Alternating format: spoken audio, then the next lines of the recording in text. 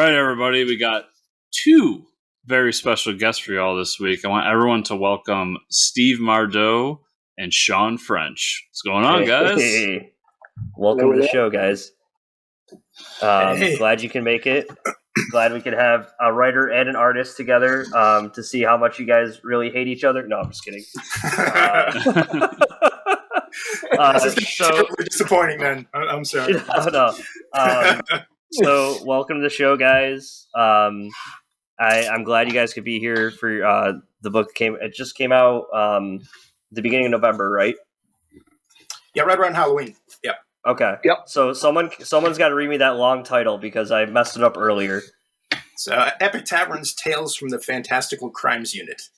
Okay, and that's your title, right, Shawn? You came up. It's awesome. Yeah. Yes. Yeah. That was my doing, for better or worse. So where did this idea come from? I mean, like, how did this come about for you? Well, I'm a video game writer as my day job for Hyperkinetic Studios in Los Angeles. Okay. And I'm the lead writer of a PC game called Epic Tavern. And on the side, I've been editing books for Scout Comics' Black Caravan imprint for years and years. Electric Black, Phantom Star Killer, Black Friday. And I had a standing offer from them to that if I wanted to write another comic, I'd done a series called Escape from Jesus Island years ago that they had enjoyed. And I had this standing offer, and where we had this great IP with Epic Tavern, it just seemed like a no-brainer to at least try a couple of one-off issues set in the story world of Epic Tavern and see what our players think of it. Yeah. And so you think that you could are these like they're just one-shot stories focusing on specific characters within that universe? And yeah, well, the thing that was really important to us is that you don't have to know anything about the game to enjoy the comic, because that's always going to be the big concern. Anytime you see a comic on a shelf that's based on a game you don't play, you generally just pass it right over. Right. So it was really important that the comics serve as an introduction to the story world for people who don't know anything about it. So we kind of designed each issue that you could pick them up in any order, not knowing anything about the world or the characters or anything, and still be fine. But like more if you're a fan of like fantasy, right? That's kind of in the realm you are, like a D&D style. Yeah, exactly. Yeah, it's kind of a noir fantasy adventure that kind of follows the adventures of a overworked agency that's tasked with investigating crimes committed by supernatural creatures.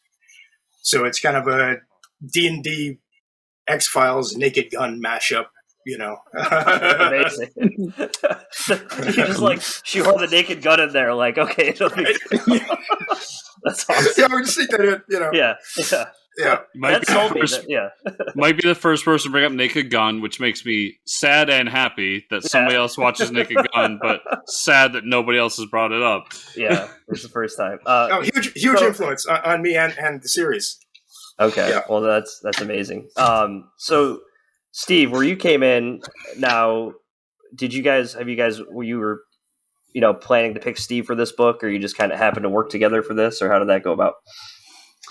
One of the publishers for Black Caravan, Legion, Joe Schmalke, recommended Steve. When we decided to do this, I got to talk to Joe to see, if he had artists they recommended, so we didn't have to start from scratch in the hunt. And Steve was the first person he suggested. And then I had to go because it's a studio project, I had to do the due diligence and run through a bunch of artists and check different styles and turn in stuff to there and make my recommendations and everything. And we came back to right where we started. We wanted Steve. Mm-hmm. So Steve, go ahead. Awesome.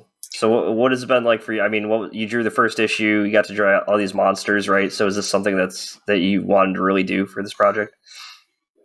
Well, going into it was pretty amazing because Joe kind of let me know about the project beforehand. He said, I may have this thing coming up for you. He said that might, I worked on a backup story for Murder Hobo from Black Caravan, and I did a couple of variant covers for them. And kind of, Joe's as much as I bust on him, he's a tastemaker, I like to call him. Interesting. Well, he is he knows, he just kind of has this thing. He knows how to cook in the kitchen. He just knows how to make this stuff work. And he saw my stuff and he said, I think, there may be a project for you, just hold tight. So I was kind of, working on little anthologies and things like that, and kind of working on my own stuff. And then he introduced me to Shawn, and me and Shawn just kind of like right off the bat just connected and just clicked, and it was all just every conversation we had, it was basically like we were both on the same page, like we were reading each other's minds.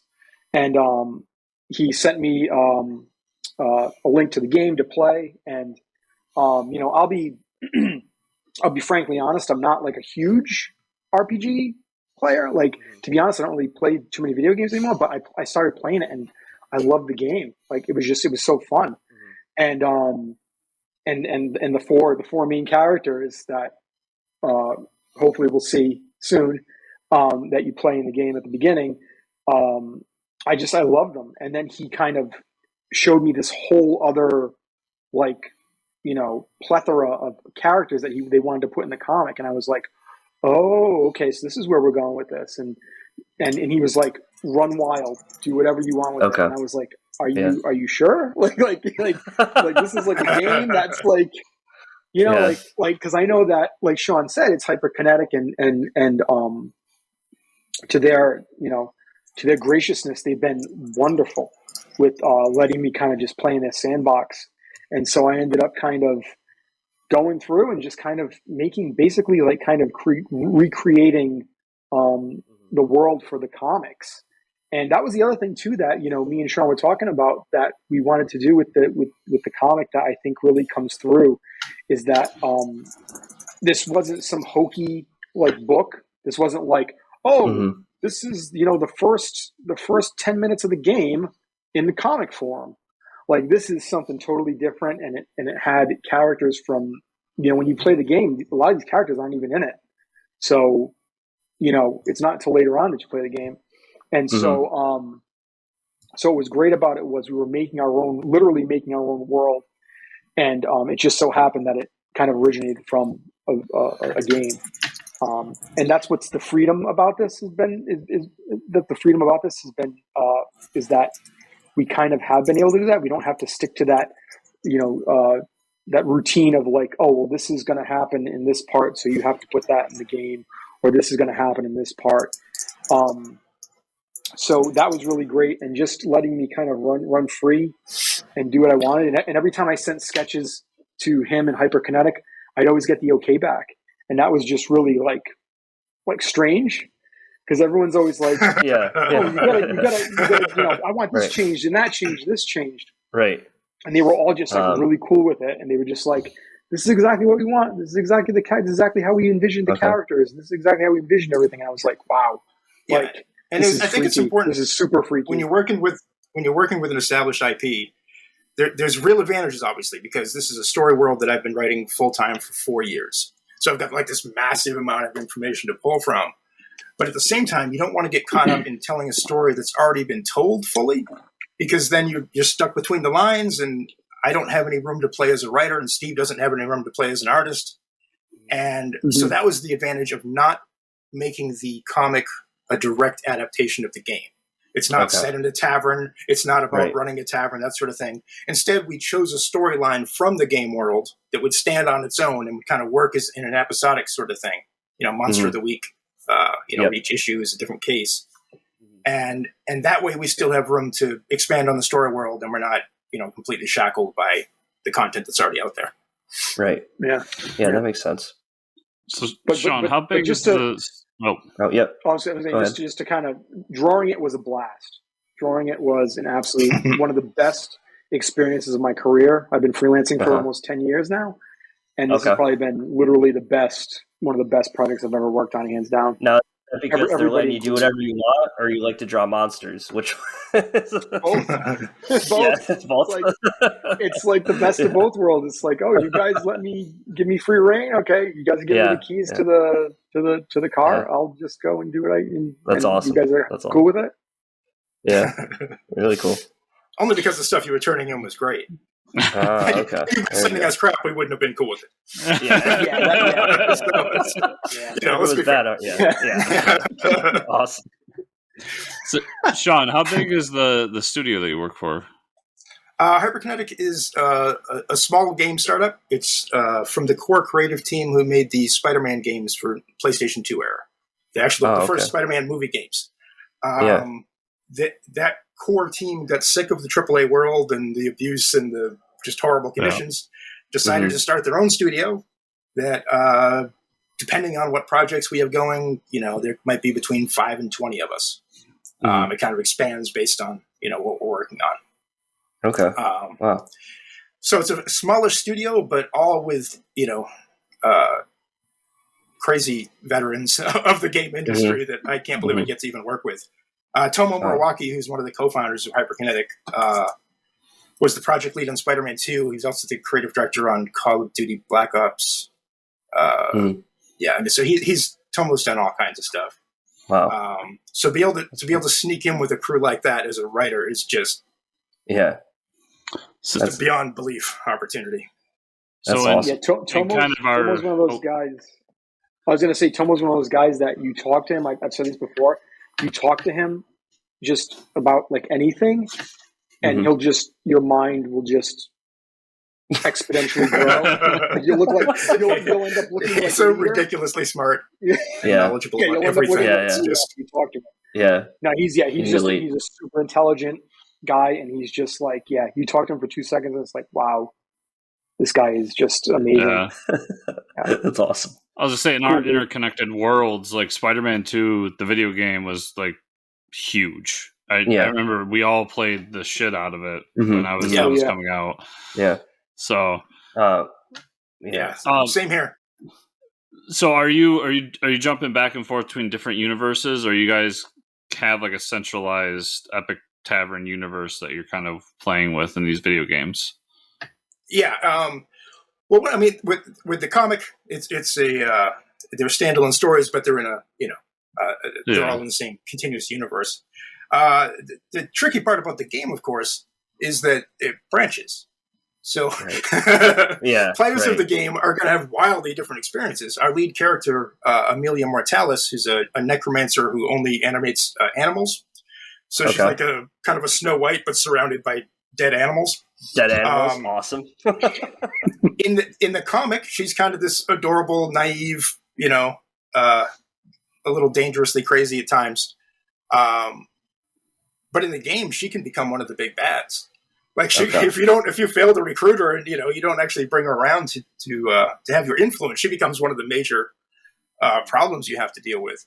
So that's one of the other tricky things about adapting a video game is that there's no one version of the story world in a video game.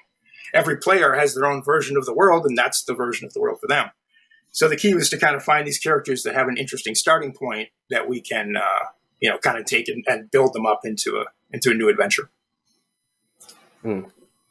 And I guess, like, I don't know if we've ever had a video game like writer writing a comic. So for you, I mean, you're not writing all the little stories for the game itself. I mean, you have a team that you work with, right? So, no, I write almost everything in Epic Tavern. Oh wow, okay, yep. Wow, that's awesome. So how do you feel that translated going from? I mean, it's awesome, but it's a lot of work. But how do you feel that translated going from writing something like that to writing the comic, which you need to be a little more condensed, right, into one story? So was it an easy translation to get to there? Or? Yeah, well, I've been writing only branching stuff for the 4 years before starting on the comic. So to write a story that only has one timeline, right? That alone was like a whole. I hadn't done that in years. I've been so locked up on the tracking all the different possibilities and graphing stuff and the flowcharts and all that craziness. So to come back to just like a simple story where there's one version of it and there's, page one is page one, always, you don't have to write 7 versions of it. It was great. It's a different type of challenge to write a story like that because you end up, or at least I end up, just polishing over and over and over and over and just doing draft after draft after draft after draft. Because I'm not building out different possibilities. I'm just taking this one version of events and making it as as clean and polished and entertaining as possible. So it was a lot of fun. It was a lot of fun for that. It's a different type of challenge. less exhausting, but there's a intensity in focusing in comics because you have so few words to work with. That it's a different type of puzzle. Mm-hmm. Mm-hmm. And for you, Steve, I mean, so how's the relationship work? Do you get a whole script before you start drawing it, or you show it a page, or you draw the whole thing? How does the relationship between you two work? At least for the first issue. Lucky enough, Shawn had everything written out.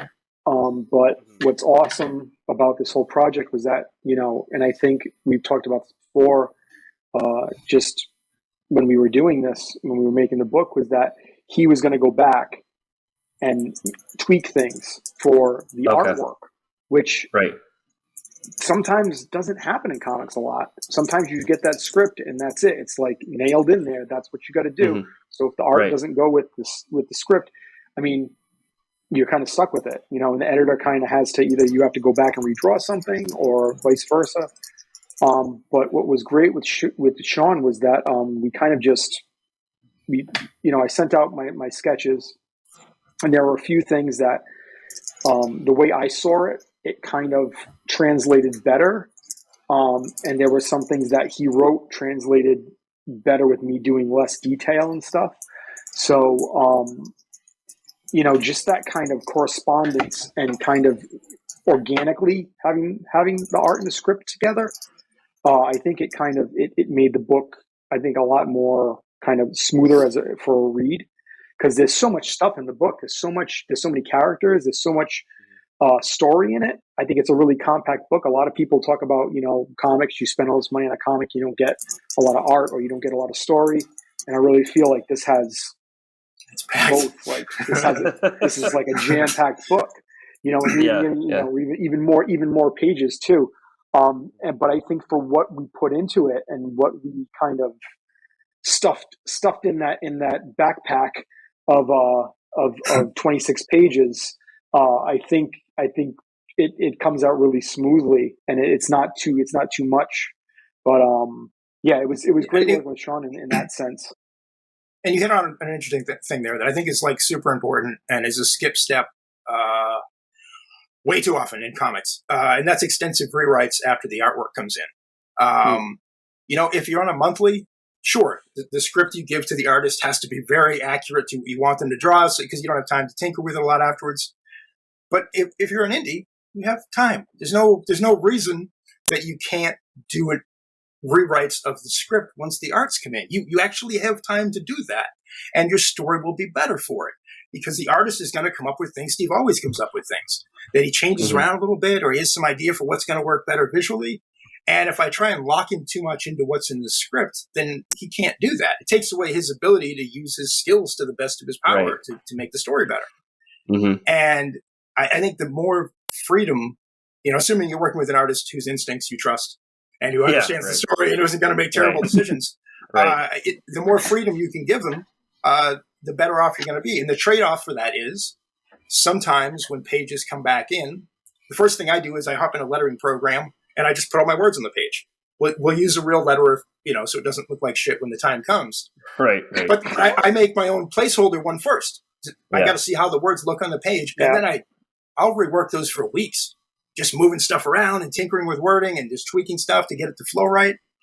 And it's kind of horrifying that isn't a standard process, because I mean, the script is so much better after I finish. After those couple weeks of tinkering, that's where the story really comes out. So I what most people view as like the final script that they're sending off to the artist, I basically view as a first draft. Okay. I tell the story to the artist tells the story to me, and then I rewrite the story to tell it to the audience. Is kind of how I look at it. Yeah, it's basically like a game of ping pong. You know what I mean? We kind of go back and forth.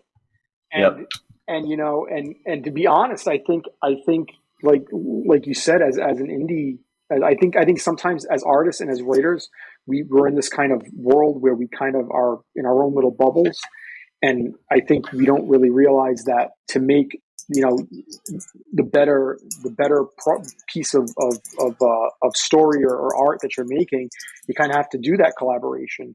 And I think we use that word collaboration, I think, sometimes too lightly in comics. It's not really actually collaboration sometimes. Right. But yeah, this was totally. Me and Shawn were talking for. I mean, there's tons of just messages. For just Yeah, us. it all kind of came together organically, even though we had a script we liked starting off. Right. Yeah. Oh, that's cool. Yeah. And I think a lot of that is just the problems. I mean, you guys mentioned right out the gate, the whole kind of artists and writers kind of famously hating each other in comics, and and I think a lot of that, a lot of it's sort of pressure from business and being in an industry where there just aren't a lot of chances to succeed, and that puts pressure on and everything. But a lot of it's just ego, battles over creative control. There's no winner in those. It's just for sure. If you can just stay open, totally. That the whole one of the phrases that, as a writer, one of my kind of pet peeve phrases is protecting your vision. It's so toxic. It's such a toxic mindset to view it as your vision. It's like the best idea wins. Vision. I don't care whether it was my idea or someone at the studio or something Steve had. Yeah, an idea isn't inherently better because it came from the writer. I mean, that is a terrible thing to believe. That's just going to get yourself in trouble. Right, and like you said, it's the ego thing that brings you down. But I mean, it seems, by joking aside, I think it seems like you guys had a pretty good relationship when you both first hopped on here. Now, we actually hate each other. Yeah. Okay. Well, it's true. There's some truth to it, right? I mean, Shawn French is here right now. Yeah. You guys didn't talk to each other. Give him a cauliflower ear. This is actually the first time we've ever spoken. Oh, okay. Yeah, it shows. It's all been angry emails up until now. Yes. Lots of exclamation points and cap locks. Yeah. If there's some shit you need to air out now, I mean, I guess go ahead and make for good podcast. So there you go. There's a good sitcom somewhere in here. Yeah. I just picture Steve being like, "Listen, I am doing important video game stuff. Just draw your pictures, please." I'm throwing empty whiskey bottles at him. That's awesome. I'm an artist. Man. So where do you plan on going from here? I mean, we have one issue out, but that focuses on one character specifically. So is there a plan to do like a mini series or just one? Do you have I definitely want to make 5 issues of one shots, or what? Do you have a plan? What we're doing next, because Black Caravan is primarily horror focused. That's where a lot of their kind of base is. So we're going to do a horror one shot that is set. It's a Tales from the FCU story, but it's straight up horror.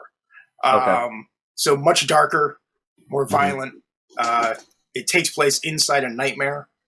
So there's all kinds of crazy imagery, and we had this story that again I was adapting from Epic Tavern, a quest chain. That took place in a nightmare, and we were like, okay, there's some cool pieces to work with here, but we want to go edgier with it than we did the first issue. So we may do it as a Tales from the FCU horror story one-off, or it may be part of the we're not sure yet. But we're definitely doing a standalone horror story as issue 2. And we'll be looking to sync that up for when Epic Tavern exits early access sometime in the spring. And the nice thing about it too is that it's still going to connect to the first issue in certain ways. Same characters. Yep. Yeah. Same characters. And for someone like me, so I'm pretty much all digital for my reading. So do you know if Scout's going to have these available digitally? Are they available digitally or? Yeah, they've got them up on the site. You can buy the PDF. Okay. Awesome. Yeah. Perfect. That's great.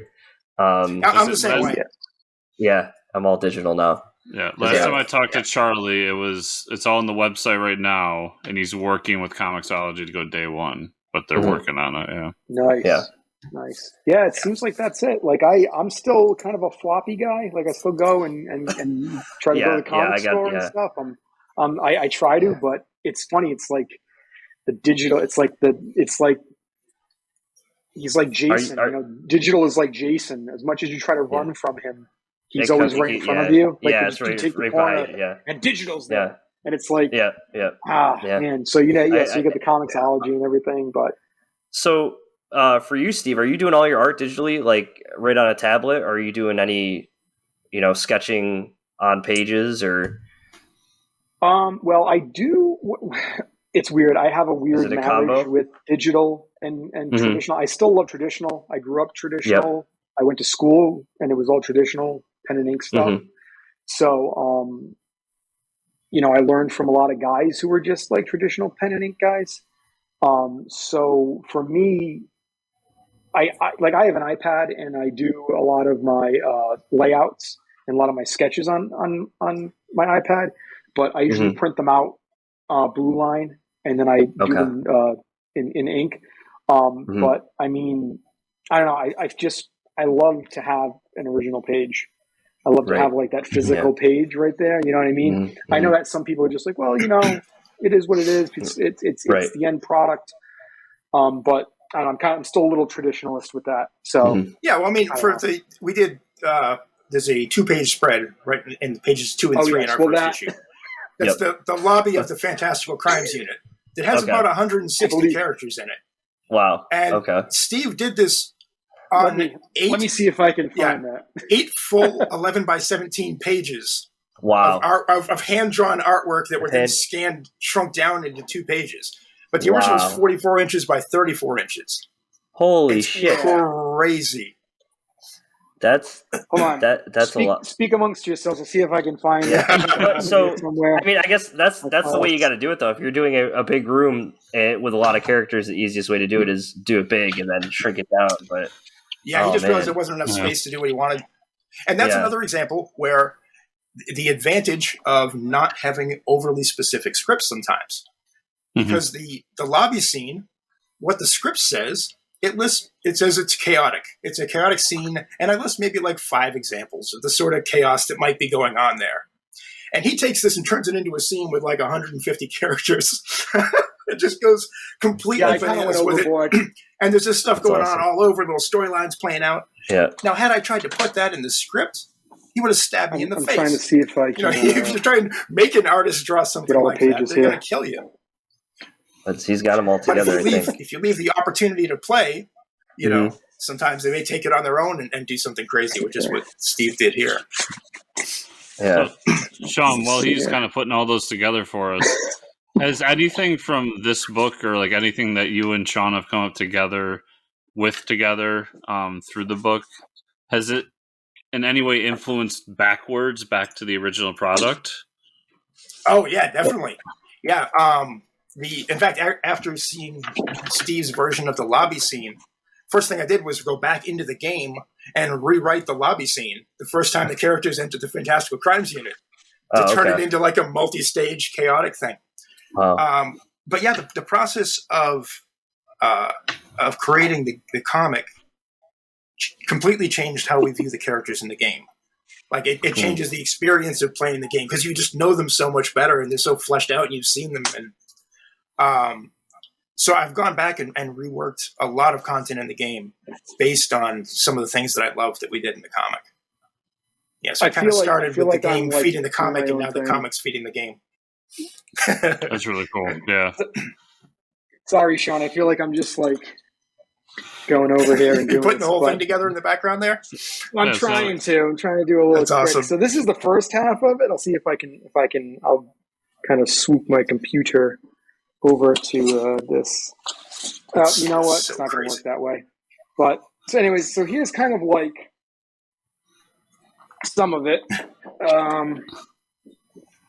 Geez, this is. I think last time I did it. I think last time we did something where I showed it off and it was kind of all in one piece, but it's like It was how many of those pages altogether? so 11 by 17 pages. So this is kind of like one half of it, Shrink down into it, and then the end half of it. It's crazy. With some. It's just. And then I have. You know what? Screw it. I'll just. And then the funny thing is, of course, we had to send that over to Steve Levine to color. Like these. Yeah, after he dropped this thing, kill me. So there's all these characters. There's like weird. Where's the one that I like? Do we have like a weird Gandalf type character who's kind of like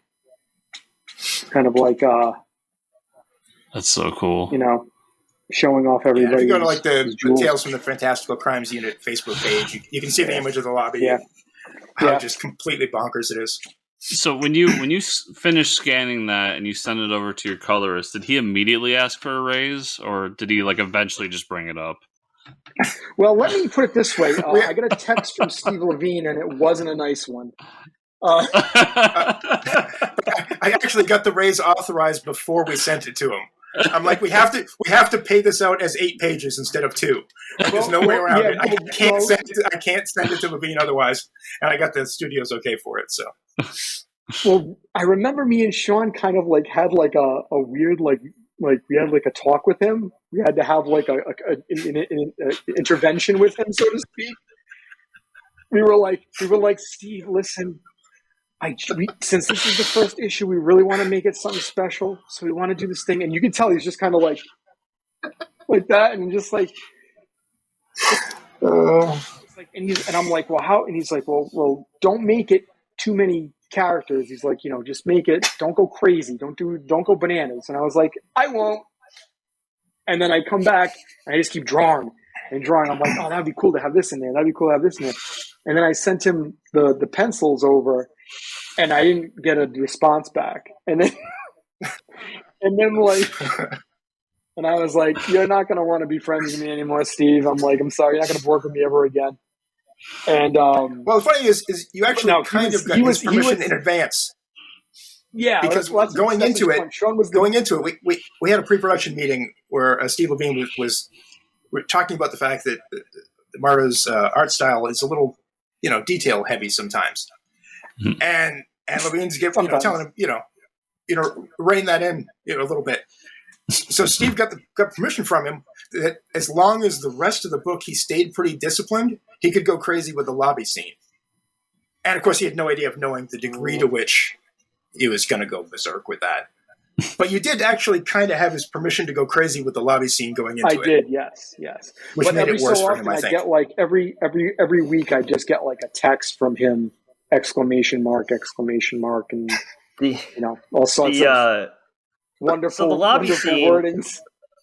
For anybody listening, I own the book digitally, and it doesn't do justice on a splash page because a PDF you scroll with it. But the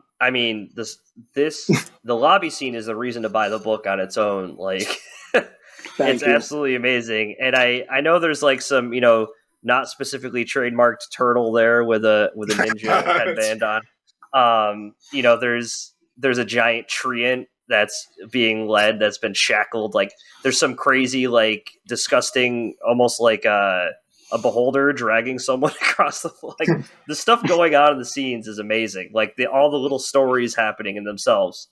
It's awesome. It's like it, and it's such a great intro to the book and like what's going to happen. I really. And I think, like, you guys, the colorist did a great job. As much as he did him and Ha, it came out amazing. The whole thing is just amazing. I do love the guys. I think because I tried to pick a favorite when I was looking at it, and the guys in the barrels that lost their clothes. I'm just curious how they got to that point. How did we lose the clothes that we're wearing barrels? Unless they just wear barrels all the time. Well, the funny thing is, I did try to make a small little story with everything that happened in those things, like the Gollum character on the weird jellyfish kind of thing. It's like I guess it's jellyfish. It's like a weird jellyfish. Yeah, I think the barrel guys. I think I had like an idea that they kind of are like. They were, FCU character. They were the actual guys on the force that just like maybe a wizard or like some sort of whatever, just like to get away from them, just like made their clothes disappear. Just to like, that's awesome. That's awesome. And then they had to come back with barrels or something like that. But yeah, everything in that has some sort of little story in there, even from favorite one. The drunk mouse is probably one of my favorites because he's just lying on the thing like that. My favorite is near the door. There's a little scene playing out where Amelia's pet. He's a vampire squirrel, Barnabas Chitters, is luring yes. a child away from his family to kill it. Oh my god! He's luring this little bird child away from his I'm family looking for this. to its death. Oh my god! He's over near the But yeah, staff. you can look at that scene over just for days, and there's just always new little things you'll find in there. Oh yeah, it's amazing. So much fun.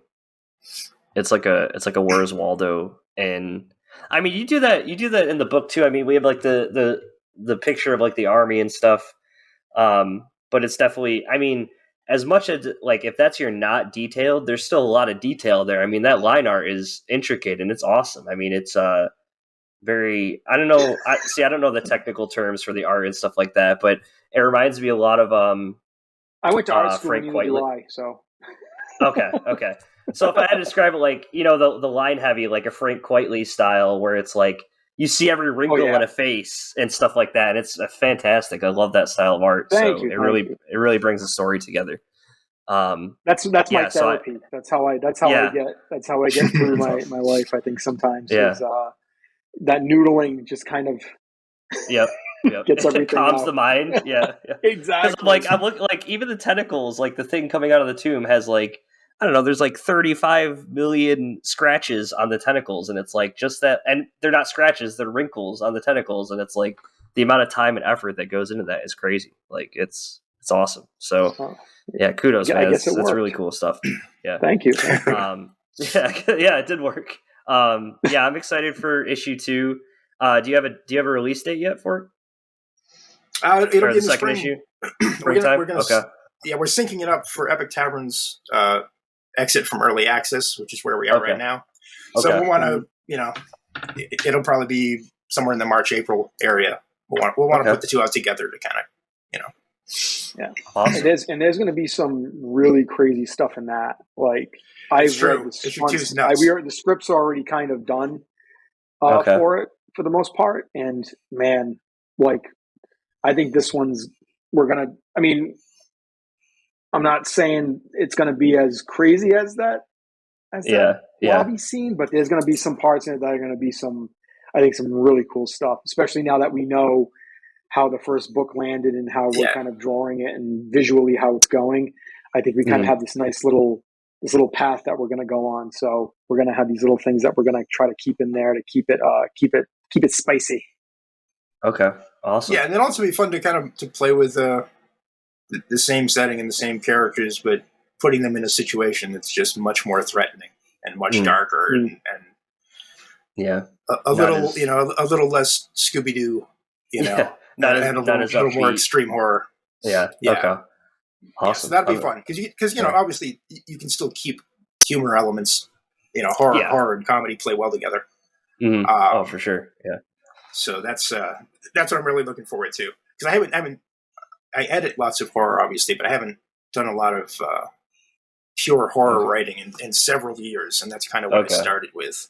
So it's fun to get back to that. You've been wanting to get into something like that, so that's awesome. And I think Steve's art will do well with that too. I mean, I think the more detailed art is, the more it plays with horror. I think that there's a little truth there. Like I don't know what it almost becomes more unnerving the more detail is in there, right? So, I can't wait for that. I mean, I'm a huge horror fan, so saying that the next book's going to be a horror book, I'm excited for that.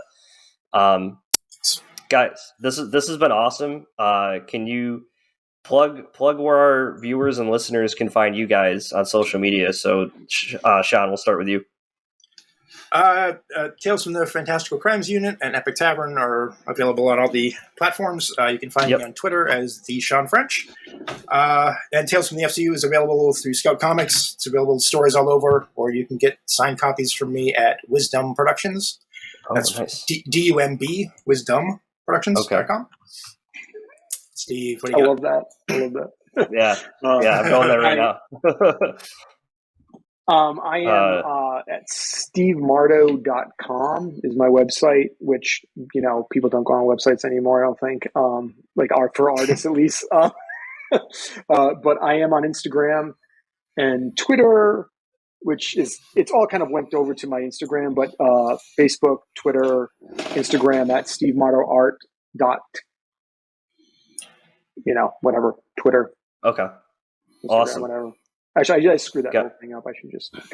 That's all right. Hey, Chris is going to save you here I too. always do Wait. that. People always Chris- tell me to like plug stuff, and I'm just like, No. Mardo, Don't worry, because all Chris will these save. things.